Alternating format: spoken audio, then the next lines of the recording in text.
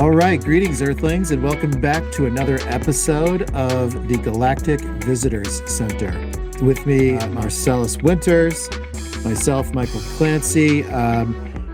Last episode, we had an amazing guest. We had to break up our interview into two portions because there was just so much going on. And now I think we need an entire episode just to kind of break down all the new territory that we covered while interviewing Gracie. That would be a phenomenal idea. I mean, we covered a lot. We really kind of went from A to serious there. So Yeah. Yeah, it was a lot of ground covered. I mean, we started out on her kind of close encounter of, I want to say, of a third kind. It could have been of a fourth kind, but let's just call it of a third kind. And well, you speak these kinds. Let's start right there. What are you even talking about? What are exactly. there are Ex- let's start there. What are I didn't even realize there were kinds or levels of contact. So exactly. So there was this project back in the day, and it was really J. Allen Hynek's project. Now, J. Allen Hynek, we need a whole episode to talk about him because he's just like the granddaddy of a lot of this UFO terminology. He was an author of Project Blue Book. Also, going to need a whole episode to talk about Project Blue Book. But let's just talk about the Hynek scale.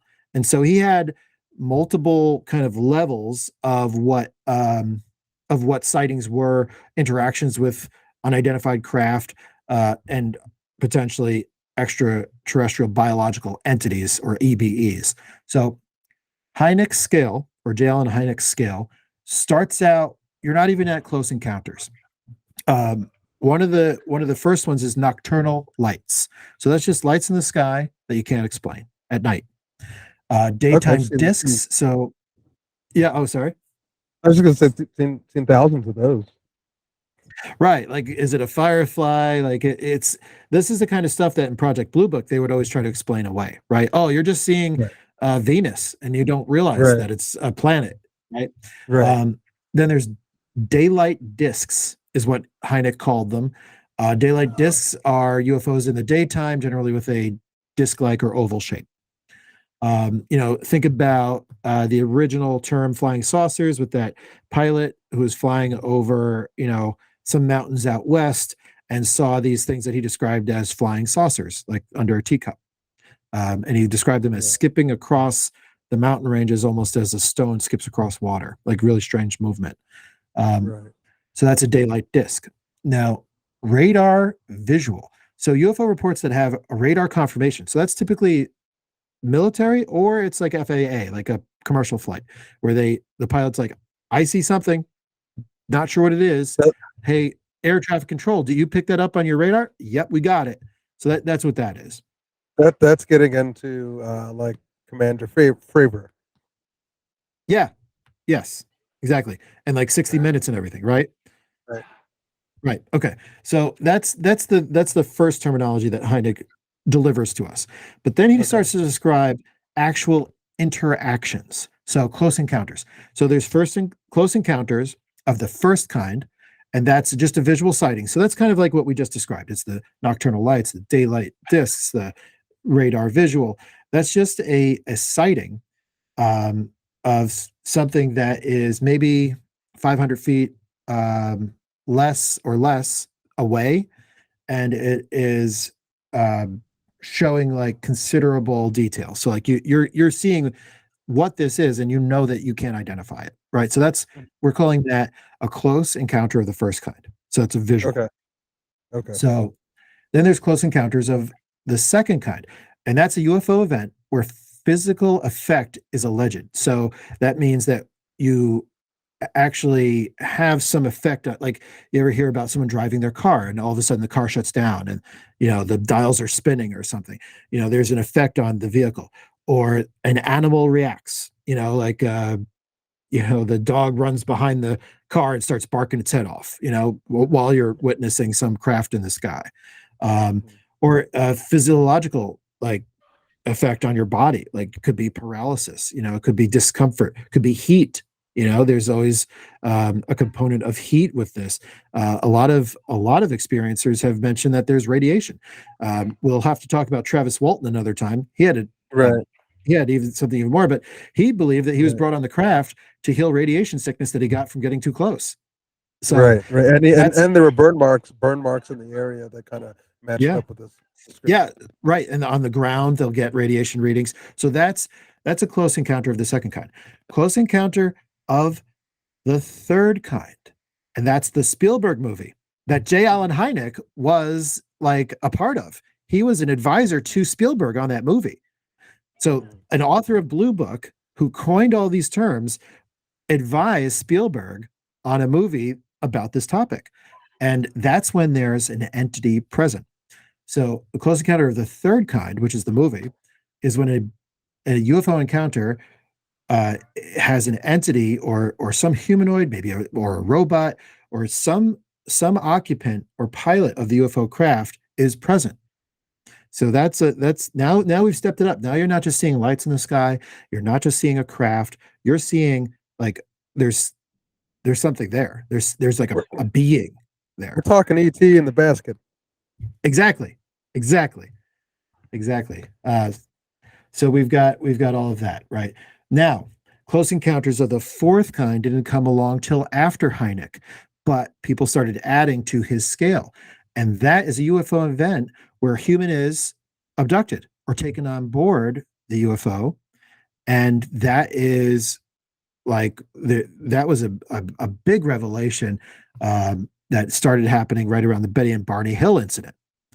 And that was in 1961. Betty and Barney Hill are driving back from a trip to Niagara Falls in Montreal. They lived in New Hampshire. They're driving in New Hampshire. They see a craft, and that craft follows them, lands, beings come out. So you're up to, you start out with your close encounter of first kind. You get into a close encounter of a second kind because they shut down the car. Then you get into a close encounter of a third kind because the EBEs, or the extraterrestrial biological entities, are present. Right. And then you hop up to the fourth kind where they take them on board the craft. And Betty and Barney Hill, that's another, we need to commit another full episode to that.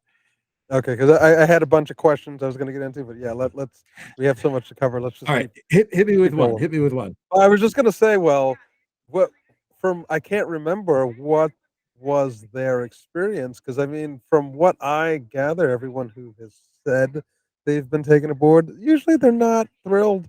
They're not thrilled with the experience. They're not happy with it. I'll give it to you in the headlines. They both have roughly the same things happen to them, but Barney has a lot more trauma associated. You can hear in his regression hypnosis where they go back and they relive it. He's freaked out. He's crying out to God. He's like, if there's a God, God help me. Like he's freaked out. Wow. Betty is also freaked out because she's presented with a large needle that they're going to put into her abdomen, and she's like, that's going to hurt. And because she has this dialogue with the extraterrestrials, she's able to, like, I guess, convince them to do something to reduce her pain. So the procedure still happens, but it doesn't hurt as much. Okay, I thought she was going to say negotiate a safe word or something like that. Yeah, exactly. Well, that's kind of what it becomes, right? So then she actually has a dialogue with them, and they show her a star map, and it's her ability to draw out what she saw on the star map that later was taken by someone else. Her name was Marjorie Fish. And they figure out like what stars these things are, where these beings came from. And that's why we have this whole thing of Zeta Reticuli, or the Zeta Reticulans, and grays.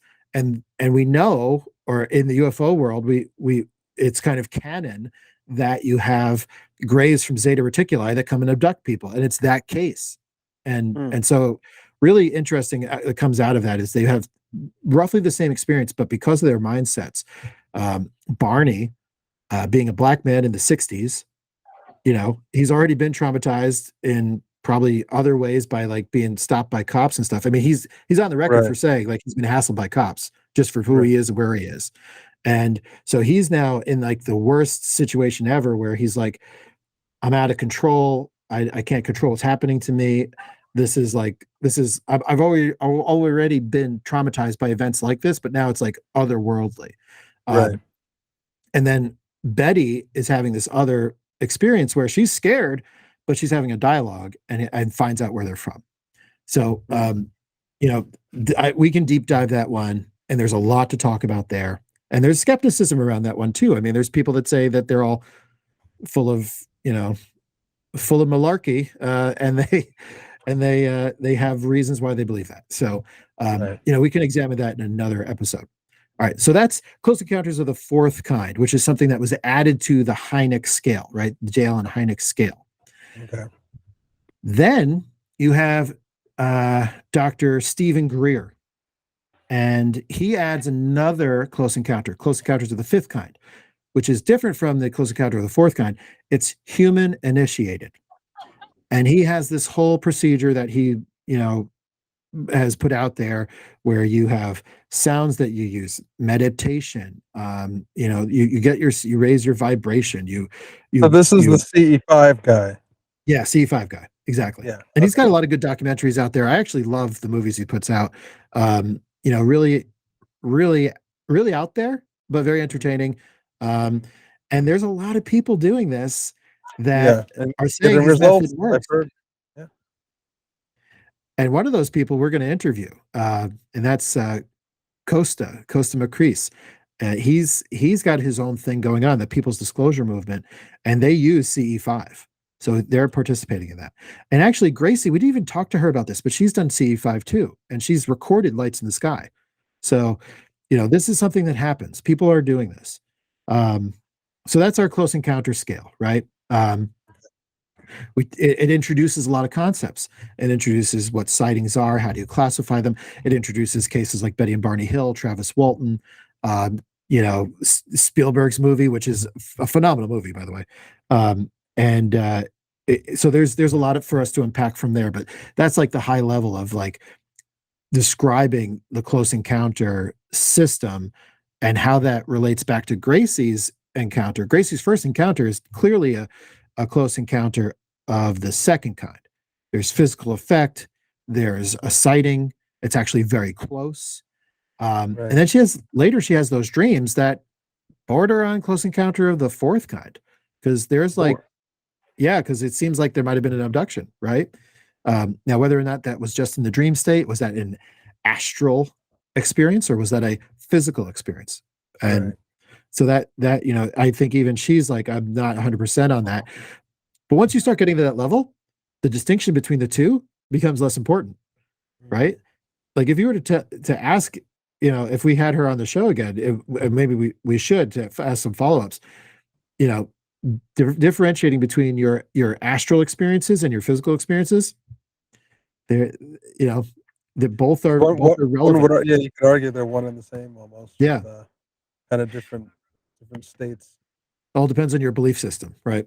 All right, so that's step number one, right? Now let's talk about the second session with Gracie, where we talk about her regression hypnosis, right? So first of all, regression hypnosis in general, that is a huge topic. We're road mapping in this episode about other episodes we're going to have, because we're going to have to talk about J. Allen Hynek. We're going to have to talk about Project Blue Book. We're going to have to talk about Grays, Betty Barney Hill, Travis Walton. Mm. We're going to have to talk about regression hypnosis and Dolores Cannon. Dolores Cannon was someone who took regression hypnosis and would take her clients, bring them into this hypnosis state, and actually start writing down, transcribing, and then later recording what her clients were saying in this state. And what she found was, and believe this or not, that there's a lot of commonality with the experience of these people in this altered hypnotic state. They talk about the cycle of life or lives. They talk about past lives. They talk about the illusion of time in our experience. They talk about the space between death and a new life, and how there's just a ton of consistency. She's put out probably a dozen books on all of this. So Dolores Cannon is someone who, if you ever want to do a deep dive, do it. No, Like no, there's a lot there. she's basically getting mutually exclusive results. Like every people are these people have no contact with each other, and each person kind of Exactly. brings in. So okay, yeah, that's and what is if do you know offhand what are her credentials? Is she like trained? Is she an actual So psychologist? Or, yeah, see, she's a regression hypnotherapist, which was actually the discipline used by Betty and Barney Hill to access the memories of their abduction. They used the regression hypnotherapist. so So it sounds like something you got to go to school for. Doesn't sound like something you can. there's training involved. You're going to always get into a debate about the academic merits of it. There's people out there who will say you're putting yourself into a suggestive state, and you have this kind of um, mass accumulation of beliefs that then show themselves across the population with this kind of regression hypnosis. That's the skeptic approach. The believer's approach would be that these people are all accessing the same astral experience. They're all accessing a space between life and death. Um, Right. the interesting thing is the consistency, but the consistency can either be twisted to support the believers or the skeptics. So there's a lot there. I find it fascinating. The idea that we are just incarnating over and over again.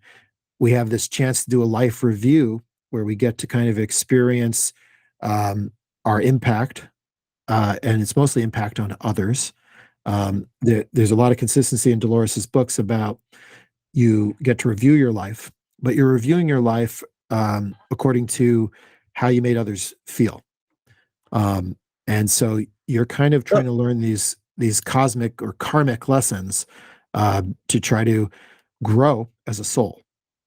It sounds a lot like that Albert Brooks movie from the '80s or late '80s, early '90s. I can't quite remember the name. But he's basically early in the movie, like within the first 5 minutes, he's a hot shot executive. He dies Yes, in his car, and then he yes, ends up in like this kind of limbo place where they review their lives, and yes. And that they was all about fear, right? Like in your right, life, did right, you live in fear or did you live in love? right, right, And like in moments where you were a coward, that was like your lowest moments. right. In moments where you were courageous and acted out of love, that was like your soul's highest purpose, right? And yeah, that was a great movie. What was the name of that movie? That's I can't remember. What? Who You is it? probably just look up. You have to look up Albert Brooks's his IMDb. Albert Brooks. Albert Brooks, and I'm going to call it Pursuing Death Life. movie or something. Defend Your Life. Is Defend that your. it? That's it. That's it. Defend your life. Yeah. So That is starring it. Albert Brooks, Meryl Streep is in it. Rip Yeah. Torn. Wow. Because they try to make it seem as if like oh there's no good or bad to this process but there's clearly a winning and a losing so Yeah. Oh well. So there's a way to play the game correctly. that's a theme in the Dolores Cannon stuff, which is like there's no judgment, but you kind of judge yourself.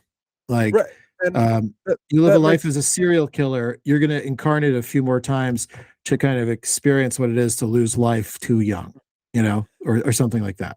and I truly that's a good point because the more I've reflected and I think about the Christian idea of God and judgment, and I think, well, I think they have pieces of it right, but I think the only person you would accept judgment from is yourself. So it's truly Right. you're judged by the ultimate you, the person who given your life, made every right choice. They never made a wrong choice, and so they're like the Jesus you. That is the Or, you. or, or is it ever possible to have this perfection, or is that an That illusion? And you are actually here to make the mistakes and experience what it feels like to have that mistake made. and to learn from it, as long as you learn from it. Right. Right. Because It- again, that brings in the patterns, and it's like because there's definitely parts of my life where I'm like, I'm definitely playing a video game, and I'm stuck on this level again. I can't believe I'm doing this. again. It's just different And bosses wearing that's different color uniforms, and now I have to. So clearly, I messed up somewhere. so that's in Dolores Cannon stuff too, and that is you get stuck in a karmic cycle where you make the same mistakes, and it's frequently with the same other people.